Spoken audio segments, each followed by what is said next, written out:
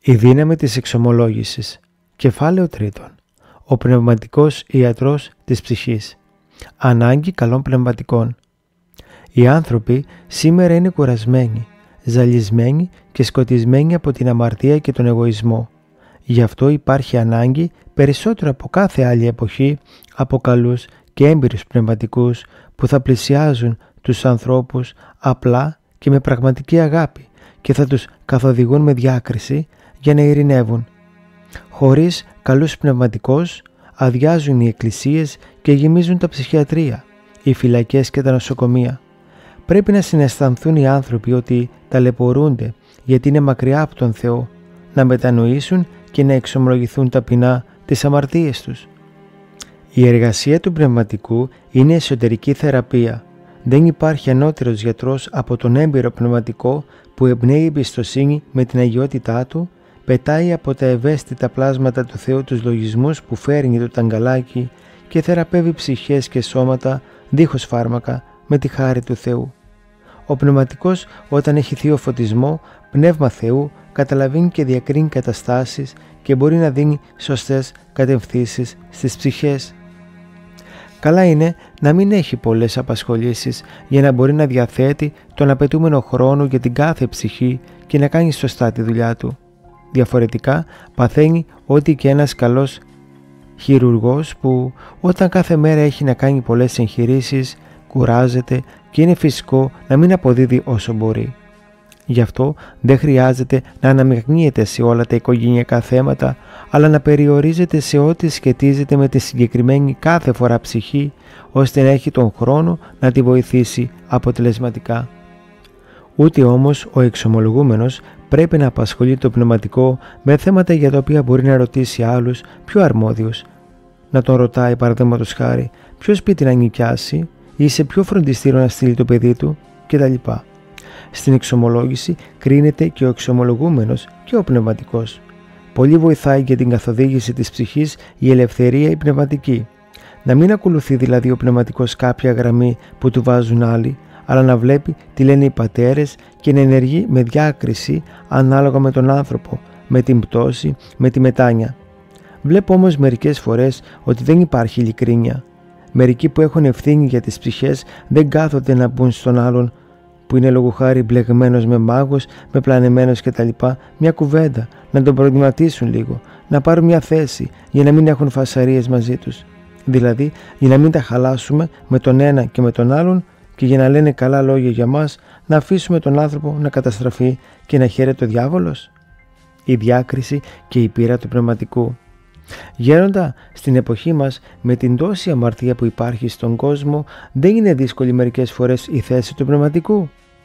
Ναι, είναι δύσκολη. Γι' αυτό στην αρχή καλά είναι ο πνευματικός να προσπαθεί να διορθώνει τα πολύ σοβαρά αμαρτήματα μέχρι να φύγει η πολλή αμαρτία από τα πλάσματα του Θεού και να γίνουν πιο δεκτικά. Να φέρεται με ποιήκεια, αλλά συγχρόνως με τρόπο να καθοδηγεί τον άνθρωπο έτσι ώστε να καταλάβει τα σφάλματά του και να ζητήσει από τον Θεό συγχώρηση. Είναι απαραίτητο να τονίζει στον εξομολογούμενο ότι χρειάζεται μετάνοια, αλλαγή ζωής για να λάβει το έλεος του Θεού. Επίσης πολύ βοηθάει να μιλάει στους ανθρώπους με αγάπη για την μεγάλη αγάπη του Θεού, ώστε μόνοι τους να φιλοτιμηθούν, να αισθανθούν τα λάθη τους και να αλλάξουν συνήθειες. Ένας νέος πνευματικός πρέπει να αποκτήσει πείρα. Είναι καλύτερα να βοηθάει σε εύκολες περιπτώσεις. Μπορεί λόγου χάρη μια δύσκολη ψυχή να καθυστερεί την πνευματική του πρόοδο με τα σαποντάζ που θα του κάνει και να του τρώει όλο τον χρόνο.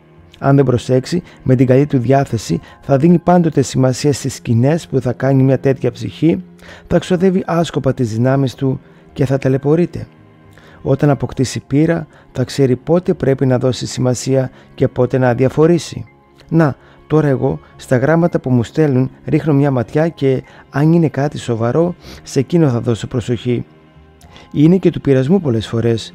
Άλλο σου λέει 2 λεπτά, κάτι θα σου πω εδώ στην πόρτα και σε κρατάει 1 ώρα. Να είσαι ιδρωμένος, να σε χτυπάει εν τω μεταξύ το ρεύμα, να τρέμεις και να σου λέει ιστορίες σαν να μην συνέβη τίποτε.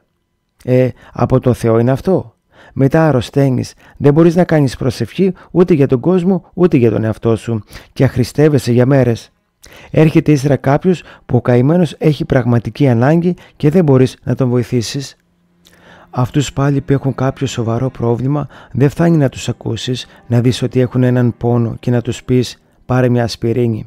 «Ένα λεπτό να σε απασχολήσω», λένε μερικοί, γιατί φεύγει το αυτοκίνητο και σου λένε ένα σοβαρό θέμα. Σαν να έχει κάποιος καρκίνο και να λέει στον γιατρό «κάνε μια εγχείρηση γιατί φεύγω σε λίγο με το αεροπλάνο». Κάθε πάθηση θέλει τον ανάλογο χρόνο. Να δεις από που ξεκινάει, τι συμπτώματα έχει κτλ. Σε ένα σοβαρό θέμα δεν μπορείς να δώσεις πρόχειρες λύσεις. Ένας δόκιμος μοναχός με πλησίασε στη λιτανία που κάνουν στο Άγιο Όρος την διακινήσιμο εβδομάδα, ακριβώς μόλις πήραμε μια ανηφόρα και ήθελα να του πω περί νοεράς προσευχής. Τόσες φορές είχε έρθει στο καλύβι και ποτέ δεν ρώτησε για αυτό το θέμα και εκεί πάνω στην ανηφόρα είχε την έμπνευση να ρωτήσει για ένα τόσο λεπτό θέμα. Ένα λεπτό και σοβαρό θέμα δεν συζητιέται ούτε στο πόδι ούτε στον ανανήφορο. Ο πνευματικός καθορίζει κάθε πότε θα κοινωνάει ο πιστός. Γέροντα, ο Απόστολος Παύλος γράφει «Ο εστίον και πίνων αναξίως, κρίμα αυτό εστίει και πίνει». Πότε κοινωνάει κανείς αναξίως? Βασικά πρέπει να προσερχόμαστε στην Θεία Κοινωνία έχοντας συναίσθηση της αναξιότητάς μας. Ο Χριστός ζητά από μας τη συντριβή και την ταπείνωση. Όταν υπάρχει κάτι που ενοχλεί τη συνείδησή μας, πρέπει να το τακτοποιούμε. Αν παραδείγματος χάρη μαλώσαμε με κάποιον, πρέπει να συμφιλιωθούμε μαζί του και ύστερα να κοινωνήσουμε. Γέροντα, μερικοί ενώ έχουν ευλογία από το πνευματικό να κοινωνήσουν, διστάζουν. Δεν θα ρυθμίσει κανείς μόνος του αν θα κοινωνήσει ή όχι. Αν μόνος του αποφασίζει να κοινωνήσει ή να μην κοινωνήσει, θα το εκμεταλλευτεί ο διάβολος και θα του ανοίξει δουλειά. Πολλές φορές νομίζουμε ότι είμαστε άξιοι, ενώ δεν είμαστε. Ή άλλοτε σύμφωνα με τον νόμο πράγματι δεν είμαστε άξιοι, αλλά σύμφωνα με το πνεύμα των Αγίων Πατέρων χρειάζεται η Θεία Μετάγγιση για νοσηλεία και η Θεία Παρηγοριά. Γιατί από την πολλή συντριβή της μετανοίας μπορεί να έρθει από δεξιά ο εχθρός και να μας ρίξει σε απόγνωση. Δηλαδή, γέροντα, κάθε πότε πρέπει να κοινωνάει κανείς? Δεν θα πρέπει να κοινωνάει κανείς και το πόσο πρέπει να νηστεύει πριν από τη Θεία Κοινωνία δεν μπαίνω σε καλούπι. Ο πνευματικός θα καθορίζει με διάκριση κάθε πότε θα κοινωνάει και πόσο θα νηστεύει ανάλογα με την αντοχή που έχει. Παράλληλα θα τον οδηγεί και στην πνευματική νηστεία, την αποχή από τα πάθη, ρυθμίσοντάς την και αυτήν ανάλογα με την πνευματική του ευαισθησία. Ανάλογα δηλαδή με το πόσο συναισθάνεται το σφάλμα του και έχοντας υπόψη του το κακό που μπορεί να κάνει ο εχθρός, πολεμώντας μια ευαίσθητη ψυχή για να τη φέρει σε απόγνωση. Σε πτώσεις λόγου χάρη σαρκικές, για τις οποίες δίνεται κανόνας 40 ημερών αποχής από την Θεία Κοινωνία, μπορεί ο διάβολος να ρίξει πάλι την ψυχή στις 35 ημέρες και αν δοθεί νέος κανόνας 40 ημερών, ο διάβολος θα πάρει φαλάγγι την ψυχή, οπότε ζαλίζεται και απελπίζεται. Σε αυτές τις περιπτώσεις μπορεί ο πνευματικός μετά τον πρώτο κανόνα να πει «Κοίταξε, πρόσεξε μια εβδομάδα και να κοινωνήσεις» και ύστερα να κοινωνάει συνέχεια σε κάθε Θεία Λειτουργία για να μπορέσει να πάρει επάνω της η ψυχή και να πάει ο διάβολος πέρα. Ένας πάλι που ζει πνευματική και προσεκτική ζωή θα προσέρχεται στο μυστήριο όποτε αισθάνεται την Θεία Κοινωνία ως ανάγκη και όχι από συνήθεια, αλλά και αυτό θα γίνεται με την ευλογία του πνευματικού του. Η χρήση των επιτιμίων. Γέροντα, η ακριβή στήριξη των εντολών βοηθάει να έχουμε την αίσθηση του Θεού. Ποιων εντολών? Του Μωσαϊκού νόμου? Όχι, του Ευαγγελίου. Η τήρηση των εντολών βοηθάει, αλλά η σωστή τήρηση, γιατί μπορεί κανείς να τηρεί τις εντολές και λανθασμένα. Στην πνευματική ζωή χρειάζεται η Θεία Δικαιοσύνη και όχι η ξερή εφαρμογή του νόμου. Βλέπουμε και οι Άγιοι Πατέρες με πόση διάκριση έλεγαν να εφαρμόζονται οι ιεροί κανόνες. Ο Μέγας Βασίλειος, ο πιο αυστηρός πατέρας της Εκκλησίας που έχει γράψει τους πιο αυστηρούς κανόνες, αναφέρει στον κανόνα που ισχύει για μια αμαρτία, αλλά μετά ο ίδιος προσθέτει «Μην εξετάζεις χρόνο, αλλά τρόπο μετανοίας». Δηλαδή, αν δύο άνθρωποι κάνουν την ίδια αμαρτία, ο πνευματικός ανάλογα με τη μετάνοια του καθενός μπορεί στον ένα να βάλει κανόνα να μην κοινωνήσει 2 χρόνια και στον άλλο 2 μήνες. Τόση διαφορά δηλαδή. Γέροντα, το επιτίμιο βοηθάει να κοπεί ένα πάθος. Πρέπει να καταλάβει ότι το επιτίμιο θα τον βοηθήσει, Αλλιώς τι να πει κανείς? Αν προσπαθείς να διορθώσεις έναν άνθρωπο με το ξύλο, δεν κάνεις τίποτε. Την ημέρα της κρίσης ο Χριστός σε σένα που πήγες να τον διορθώσεις δια της βίας θα πει «Διοκλητιανός ήσουν?» και σε εκείνο θα πει «Ό,τι έκανες το έκανες για της βίας». Δεν θα τον πνίξουμε τον άλλο για να τον στείλουμε στον παράδεισο, αλλά θα τον βοηθήσουμε να ζητήσει μόνος του να κάνει κάποια άσκηση, να φτάσει να χαίρεται γιατί ζει, να χαίρεται γιατί πεθαίνει. Τα επιτίμια είναι στη διάκριση του πνευματικού. Στους εμψυχρό αμαρτάνοντας, ο πνευματικός πρέπει να είναι ανυποχώρητα αυστηρός. Αυτόν που νικέται αλλά μετανοεί, ταπεινώνεται, ζητάει με συστολή συγχώρεση, θα τον βοηθάει με διάκριση να πλησιάσει πάλι στον Θεό. Έτσι έκαναν και τόσοι Άγιοι. Ο Άγιος Αρσένιος ο Καπαδόκης, λόγου χάρη, ως πνευματικός συνήθως δεν έβαζε κανόνα στους ανθρώπους. Προσπαθούσε να τους φέρει σε συναίσθηση, ώστε από φιλότιμο να ζητήσουν μόνοι τους να κάνουν άσκηση ή ελεημοσύνες ή άλλου είδους καλοσύνες. Όταν έβλεπε κανένα παιδάκι δαιμονισμένο ή παράλυτο και καταλάβαινε ότι οι γονείς ήταν αιτία που ταλαιπωρείται το καημένο, θεράπευε πρώτα το παιδί και έδινε κανόνα στους γονείς για να προσέχουν στη συνέχεια.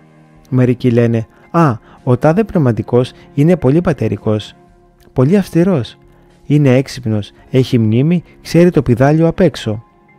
Ένας πνευματικός όμως που εφαρμόζει κατά γράμμα τους κανόνες που αναφέρει το πηδάλιο μπορεί να κάνει κακό στην Εκκλησία. Δεν βοηθάει να πάρει ο πνευματικός το πηδάλιο και να αρχίσει «Τι αμαρτία έκανες εσύ, αυτή, τι γράφει εδώ για αυτήν την περίπτωση, τόσα χρόνια αποχή από τη Θεία Κοινωνία, εσύ τι έκανες, αυτό, τι γράφει εδώ, αυτόν τον κανόνα». Πρέπει γέροντα κανείς να λαμβάνει υπόψη του δεκάδες πράγματα. Ναι, ιδίως σε σημερινή εποχή δεν είναι να πάει κανείς να εφαρμόσει όλον τον νόμο της Εκκλησίας με μια αδιάκριτη αυστηρότητα, αλλά πρέπει να καλλιεργήσει το φιλότιμο στους ανθρώπους. Να κάνει πρώτα δουλειά στον εαυτό του για να μπορεί να βοηθάει τις ψυχές, αλλιώς θα σπάζει κεφάλια. Το πηδάλιο λέγεται πηδάλιο γιατί οδηγεί προς τη σωτηρία τον άνθρωπο πότε με τον ένα τρόπο και πότε με τον άλλον. Όπως ο καραβοκύρης πάει το πηδάλιο πότε αριστερά και πότε δεξιά για να βγάλει το καράβι στην ακτή. Αν το πάει ολόησια, χωρίς να στρίψει όπου χρειάζεται, θα ρίξει το καράβι πάνω στα βράχια, θα το βουλιάξει και θα πνιγούν οι άνθρωποι. Αν ο πνευματικός χρησιμοποιεί τους κανόνες σαν κανόνια και όχι με διάκριση, ανάλογα με τον άνθρωπο, με τη μετάνοια που έχει κτλ., αντί να θεραπεύει ψυχές, θα εγκληματεί. Η συγχωρητική ευχή. Μερικοί πνευματικοί έχουν ένα τυπικό. Όταν δεν επιτρέπεται ο εξομολογούμενος να κοινωνήσει, δεν του διαβάζουν συγχωρητική ευχή. Υπάρχουν και άλλοι που λένε «Είναι η γραμμή μας να μην διαβάζουμε πάντοτε συγχωρητική ευχή». Αυτό είναι κάτι σαν προτεσταντικό.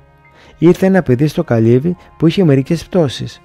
Πήγε, εξομολογήθηκε, αλλά δεν του διάβαζε συγχωρητική ευχή ο πνευματικός. Το καημένο το έπιασε απελπισία. Για να μην μου διαβάσει ευχή ο πνευματικός, άρα δεν με συγχωράει και ο Θεός. Σκέφτηκε και πήγαινε για αυτοκτονία. Να πας, του λέω, στον πνευματικό να σου διαβάσει ευχή. Και αν δεν σου διαβάσει αυτός, να πας σε άλλον πνευματικό. Χωρίς συγχωρητική ευχή θα έχει συνέχεια πτώσεις ο άνθρωπος, γιατί δεν χάνει ο διάβολος τα δικαιώματα. Πώς να παλέψει ο άνθρωπος αφού ο διάβολος έχει ακόμη δικαιώματα? Δεν είναι ελευθερωμένος, δέχεται δαιμονικές επιδράσεις. Ενώ με την συγχωρητική ευχή κόβονται οι επιδράσεις, γίνεται ανακατάληψη του εδάφους, οπότε ο καημένος βοηθιέται και μπορεί να παλέψει, να αγωνιστεί για να απαλλαγεί από τα πάθη.